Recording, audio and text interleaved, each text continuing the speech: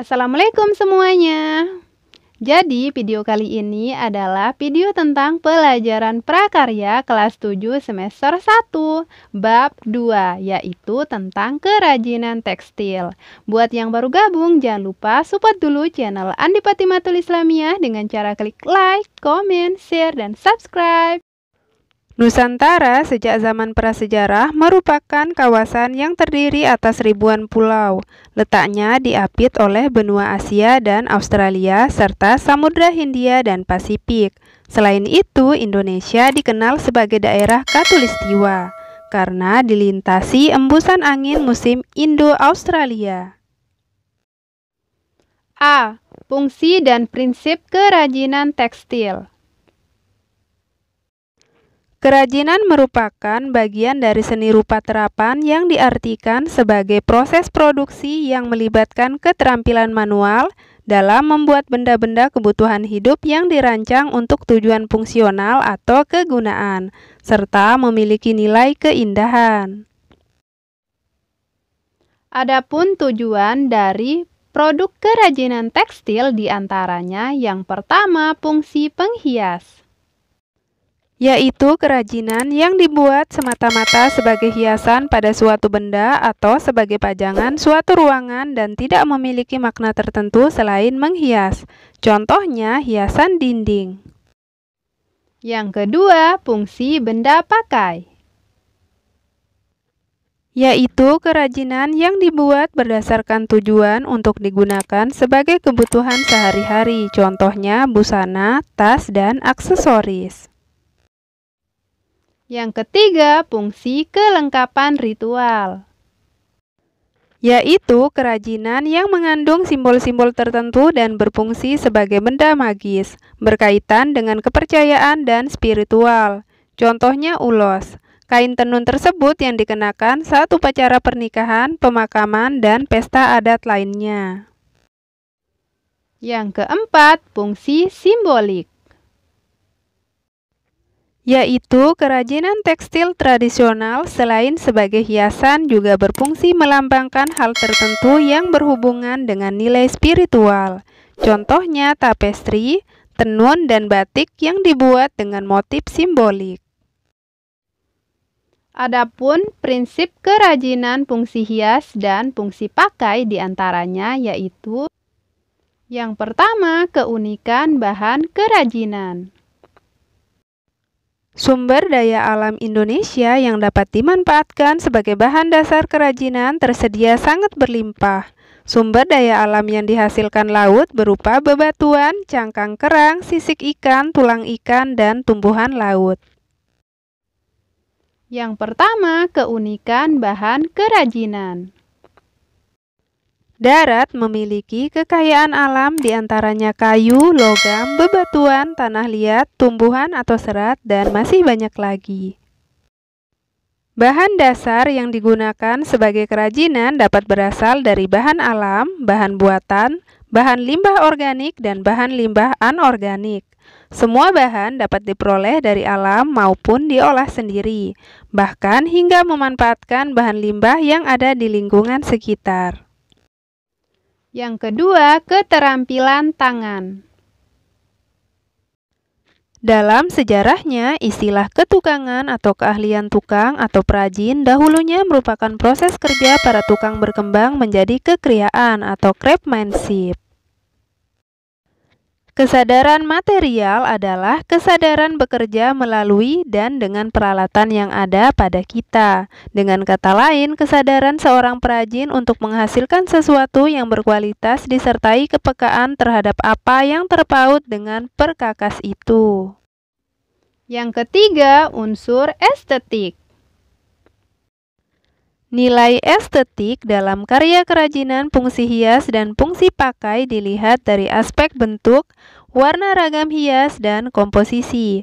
Dari segi bentuk disuguhkan keberagaman bentuk sesuai fungsi, yaitu sebagai produk hiasan baik bentuk 2 atau 3 dimensi. Produk kerajinan tapestri dibentuk berdasarkan pada proporsi, komposisi, keseimbangan, kesatuan, irama, serta pusat perhatian, sehingga dihasilkan produk kerajinan yang harmonis. Yang keempat, unsur hiasan atau ornamen. Unsur hiasan atau ornamen adalah unsur dekorasi yang dibuat dengan berbagai cara, diantaranya dilukis, diukir, dan dicetak. Ada dua jenis cara penerapan unsur hiasan pada produk kerajinan. Yang pertama, hiasan pada permukaan produk, yaitu hiasan yang dibuat setelah produk kerajinan selesai dibuat. Yang kedua, hiasan terstruktur, yaitu pembuatan hiasan dibentuk sejak awal kerajinan dibuat sehingga menyatu dengan produk itu sendiri. Ragam hias merupakan identitas suatu daerah yang memiliki keunikan dan karakteristik yang berbeda dari daerah satu dengan lainnya. B. Jenis dan karakteristik kerajinan tekstil. Jenis rancangan sebuah kerajinan tekstil dapat diwujudkan dalam kesatuan bahan dan teknik. Sebelum menentukan sebuah kerajinan, kita harus mengetahui jenis dan karakteristik dari kerajinan tekstil. Di bawah ini terdapat dua macam teknik dalam pembuatan kerajinan tekstil, yaitu struktural dan dekoratif. A. Struktural teknik.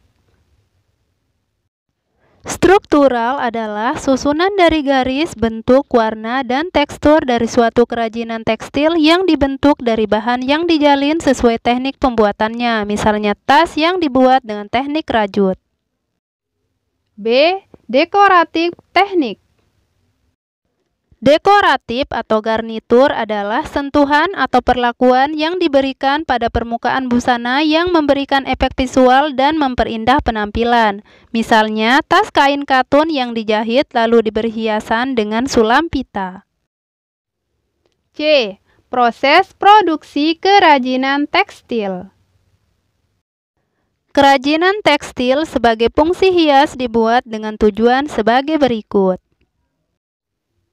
1. Untuk memenuhi kebutuhan. Perajin telah mempertimbangkan tujuan dari pembuatan produk kerajinan tekstil. Fungsi hias yaitu untuk menghias. Sementara produk kerajinan tekstil fungsi pakai digunakan sesuai kebutuhan. Contohnya hiasan dinding, fashion, aksesoris, dan elemen estetik interior. 2. Kerajinan tekstil dari hasil pengembangan. Kerajinan tekstil dengan fungsi hias dapat pula dibuat dengan memodifikasi bahan dan teknik. Para perajin terkadang membuat inovasi pada produk kerajinan mereka yang dinilai telah usang atau membosankan. 1. Tapestri. Para ahli antropologi menyatakan bahwa kegiatan menenun sudah ada sejak 500 tahun sebelum Masehi, terutama di daerah Mesopotamia dan Mesir. Selanjutnya menyebar ke Eropa dan Asia, terutama India, Turki, dan Cina. Oleh sebab itu, wilayah itu sejak dahulu telah dikenal sebagai penghasil permadani yang mendunia, baik yang dikerjakan dengan manual keterampilan tangan maupun dengan mesin. A. Bahan pembuatan hiasan tapestri. Benang tipis untuk lungsi dan benang tebal untuk pakan. B. Alat pembuatan hiasan tapestri. Kayu spanram yang diberi paku untuk benang lungsi batang kayu. C. Proses pembuatan tapestri. Yang pertama, pembuatan lungsi pada pemidangan tenun. Yang kedua, memasukkan benang pakan pada lungsi. Yang ketiga, mengganti warna pakan sesuai motif yang diinginkan. Jika ingin menggunakan teknik ria, caranya demikian. Hiasan tenun serat hasil jadi setengah dilepas dari pemidangan hiasan tenun serat bentuk lain. 2. Batik. Dalam sejarahnya, secara magis, pemilihan teknik rintang warna pada batik ditunjukkan untuk mengundang keterlibatan roh pelindung guna menolak pengaruh roh jahat. Para ahli meneliti berdasarkan lukisan-lukisan yang ada pada dinding goa-goa di Indonesia, kegiatan merintang warna ini sudah dilakukan oleh manusia purba. Teknik membatik merupakan media yang dapat mempresentasikan bentuk yang lebih lentur, rinci, rajin, dan juga mudah. Teknik batik tepat untuk mempresentasikan bentuk-bentuk flora, fauna, serta sifat-sifat bentuk rumit lainnya. Untuk lebih jelasnya, perhatikan uraian berikut. Yang pertama, batik pedalaman atau klasik, dan yang kedua, batik pesisir. A. Batik pedalaman atau klasik. Batik pedalaman adalah pengkategorian batik yang berkembang di masa lalu. Dahulu, pembatik-pembatik hanya ditemui di daerah pedalaman. Selain itu juga, tidak sembarangan orang dapat melakukan proses pembatikan, sehingga jarang dijumpai di lingkungan masyarakat luas. B. Batik pesisir. Batik pesisir adalah batik yang berkembang di masyarakat yang tinggal di luar benteng keraton, sebagai akibat dari pengaruh budaya daerah di luar Pulau Jawa.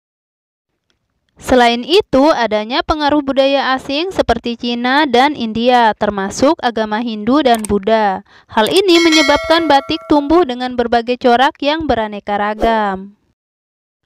Motif trum-tum merupakan lambang cinta kasih yang tulus tanpa syarat, abadi, dan semakin lama semakin terasa subur berkembang, atau biasa dikenal dengan tumaruntum.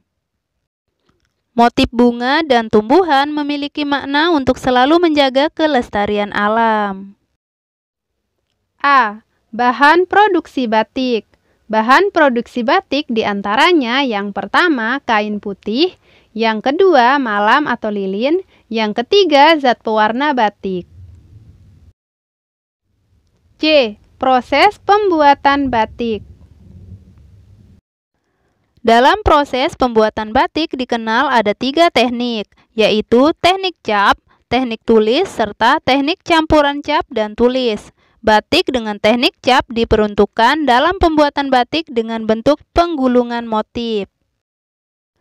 Proses pembatikan dapat diuraikan sebagai berikut. Yang pertama, nganji. Pemberian kanji setelah kain dicuci. Kegiatan pemberian kanji dapat dilakukan sesuai keinginan dan kebiasaan. Yang kedua, ngemplong. Penghalusan permukaan kain dengan cara dipukul-pukul menggunakan alat pemukul dari kayu agar kain tidak kaku dan mudah menyerap malam dan warna. Yang ketiga, nyungging. Membuat pola di atas kertas. Yang keempat, enjeplak.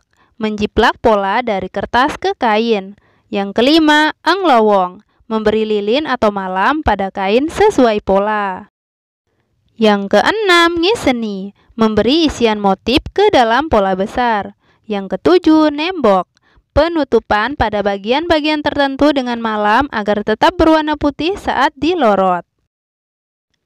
Yang kedelapan, nyolet. Memberi warna dengan kuas atau kayu dengan ujung spon. Yang kesembilan, nyelup. Memberi warna pada kain dengan pencelupan. Yang kesepuluh, mopok. Memberi isian pada latar belakang pola. Yang kesebelas, englorot. Membuang lilin atau malam yang sudah tidak diperlukan lagi agar motif batik terlihat. Yang ke-12, nanahi. Memberi isian dengan malam pada latar belakang pola. Selanjutnya dapat dilakukan pencelupan warna terakhir dan pelorotan. Oke, sekian dulu materi hari ini. Buat yang baru gabung, jangan lupa support dulu channel Andi Patimatul Islamiyah dengan cara klik like, comment, share, dan subscribe. Jangan lupa kunjungi juga playlist Andi Patimatul Islamiyah, karena di playlist Andi Patimatul Islamiyah sudah tersedia materi IPA kelas 7 semester 1 dan semester 2. Thanks for watching and see you next time. Bye-bye.